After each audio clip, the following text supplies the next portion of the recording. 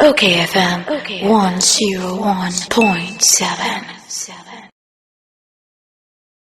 Min kwatin komo we mesaba mo nche me da say. Ora Listowell Nana Poku executive secretary Emma Good Governance Advocacy Group Ghana. Na ye ne ntwe komo. Listo mi mo aje. Ediana me so. Na bako de. Omi kan ye di go ani. Bie na na go so a me boda wuro no. Bia na ko.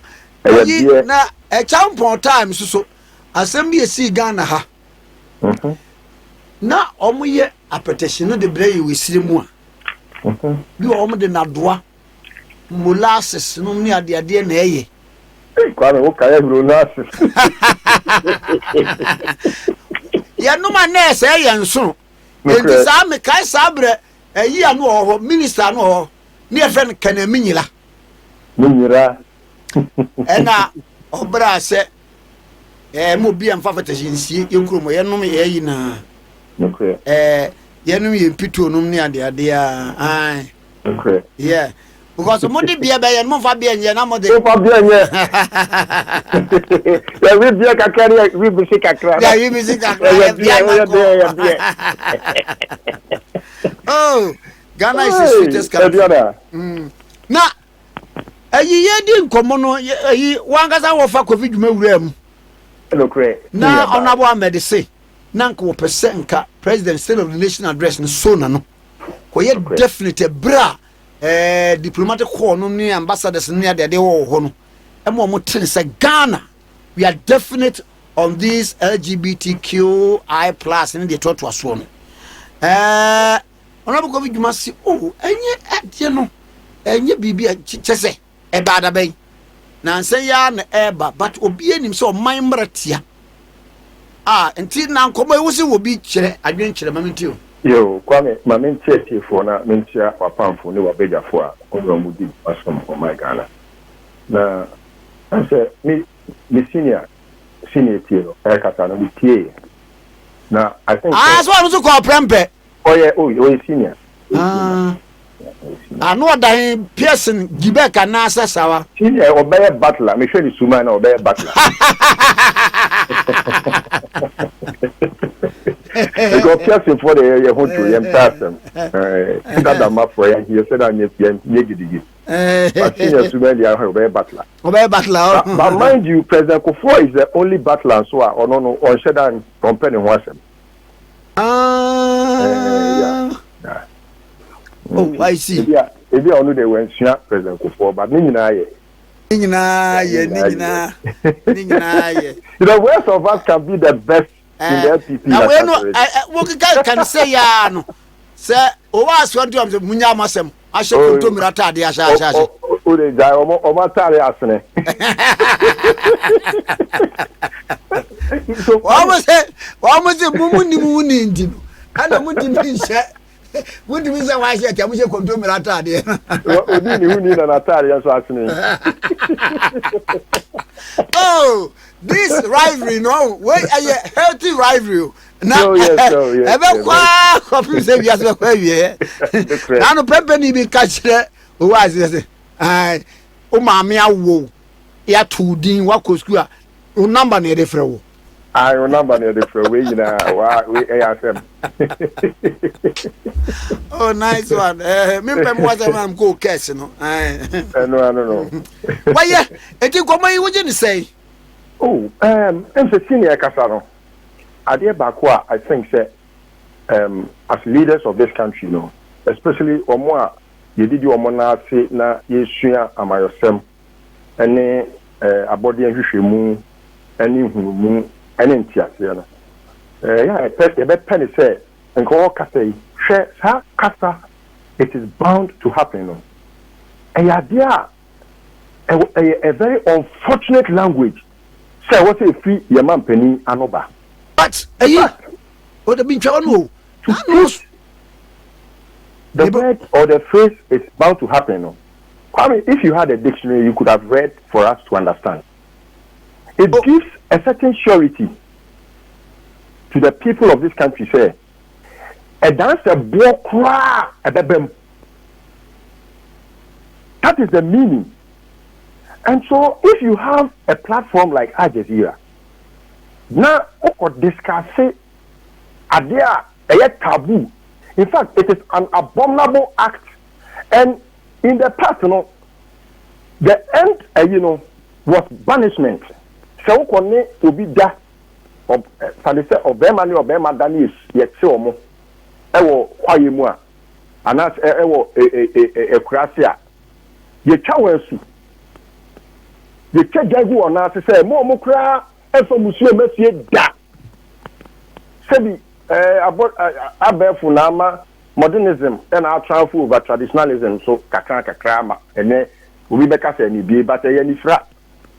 Enti, Sadia, Sebi, you'll be any same number, young fire center.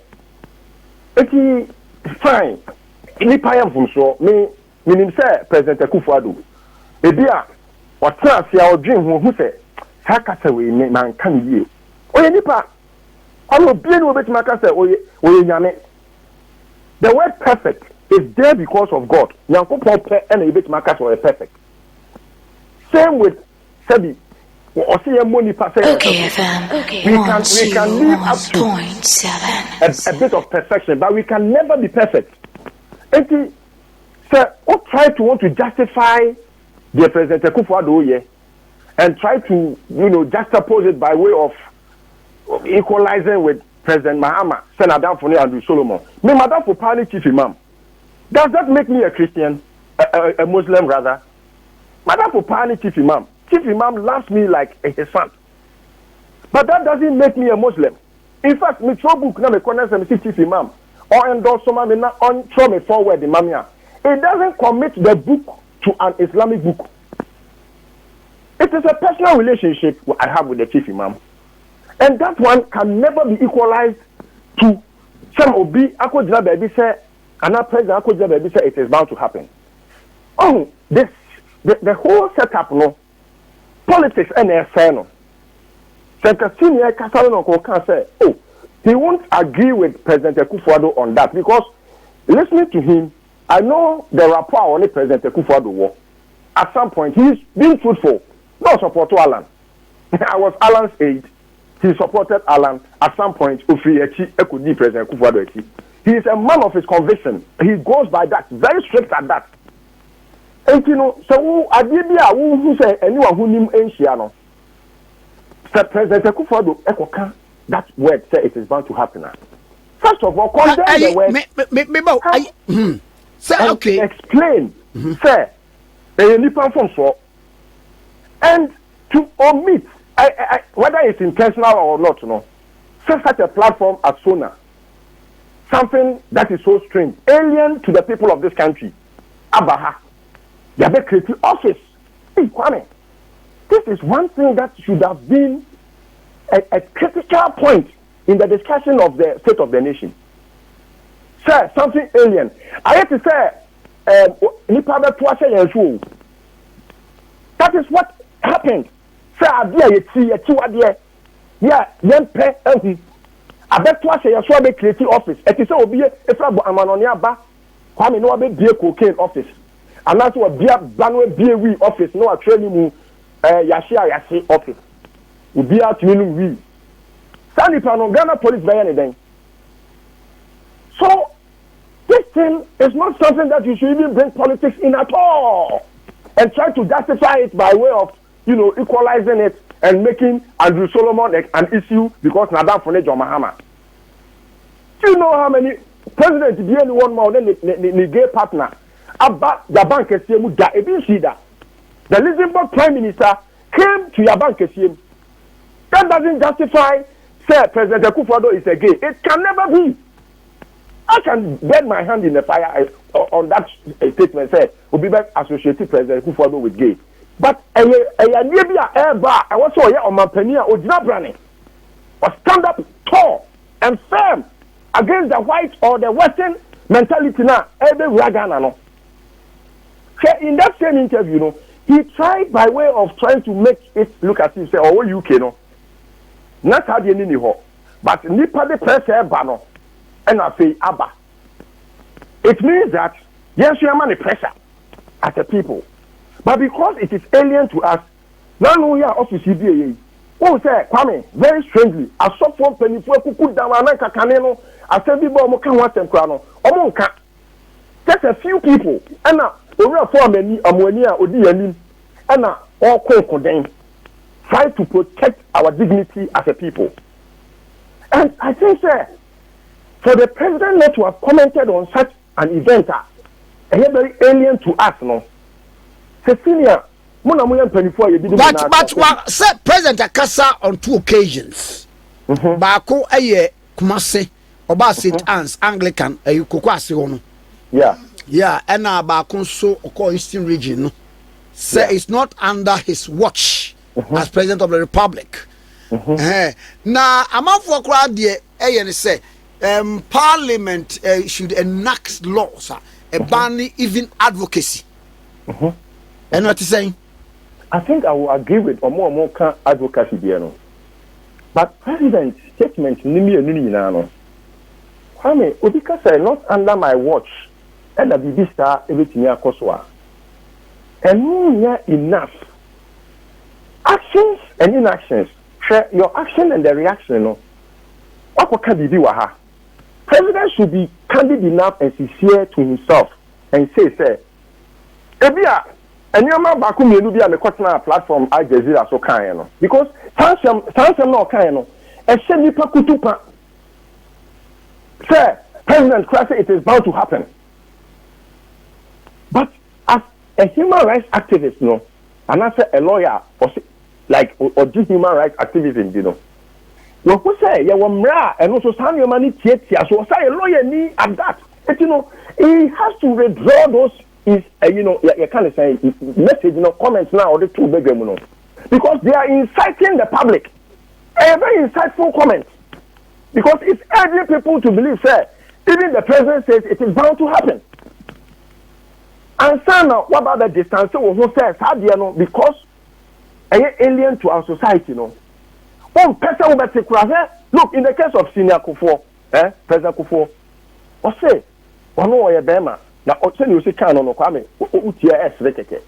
Na me Bema, na my Bema, na me hemi ya me yonku dogo. That dogo no ujina ho. Na me say me kofa dogo.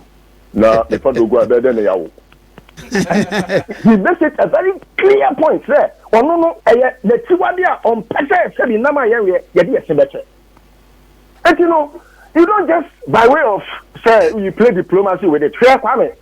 Say ya ko ati agalam say Ghana na ya na Nyankopon che ye gold Nyankopon de che yen wan fa ko te broni wo de che yen ye sikampo ano Gold Coast ba bia betu bia kwa no pa me ye metu ship house me tutu from here ye be ya gold. Oh yes, na me de che yen Ghana ni ikotu eni pam pempem awu ebi gu prison ono nyame atena de lo.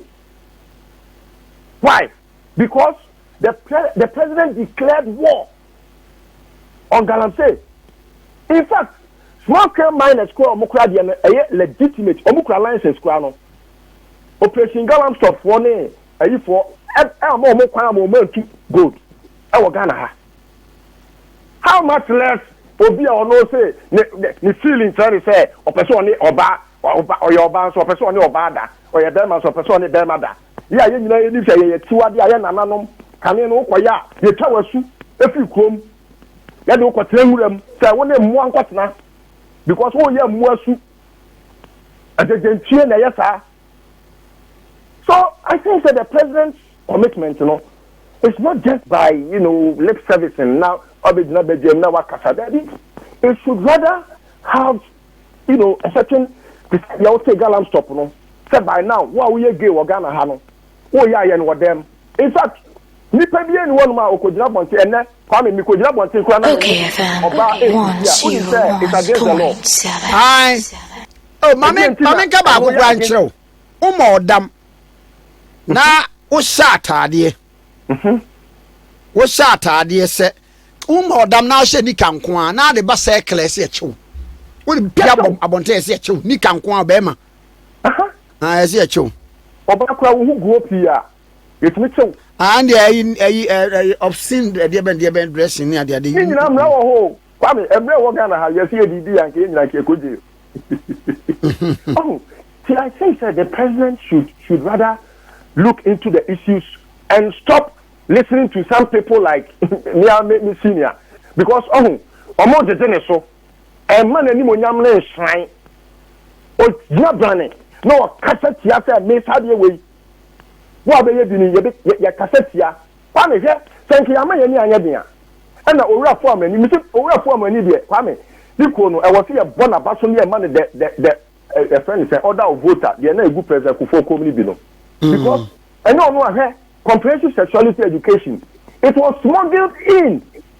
Who decides to say Ora Mahama pencil? And they wouldn't let Mahama even know what the details were, because the devil is always in the details. And almost smuggle, yeah. So almost the change your syllabus amaye. Your books free. Your way free. It was a scanwakoji. Okoji yeah. The strings attached, no, and it say, Yabema Kola who send you Sifiano, Yabema Kola who say, Neha Ayeneto, Neha Ayenano, I have feeling you, I have feeling you. Then, in the long run, Obano Obey, no, I better say gay, no, I better lesbian, no, I better say queer, but could be quite the intersex. And you know, these are things that we are penny. The brevity of even looking into a script, your meticulousness, how you read, enquire. But me for some of the say na I was that no science no nim there we need that. So these are things that I want you now as a people. We don't have to associate politics, MPP, NDC. Where they are, President Akufo is our president. Say criticize President Akufo. We don't criticize him because he's the leader of the MPP. No, and hence we don't accept members of MPP to accept our criticism or reject it by way of believing, say, only than you're criticizing on. You're criticizing the president of Ghana, and it remains at that. And that is how we should behave as a people. And you say, we are your leader, or you're Ghana for your leader. We are Mozambique near and our new leader. But we are Ghana near President Akufo remains your leader. And the Papa Mo, the Bonimo, I was saying, what is a body? Said the other just war. You could say, one could say, that's it. Even now, you office here, people still want to associate politics with it. Please, senior, I beg of you, this thing is an abomination. Let us all come in union, in unity, and condemn it and stop being political about it. It won't help us. It will rather, take us aback. NDC,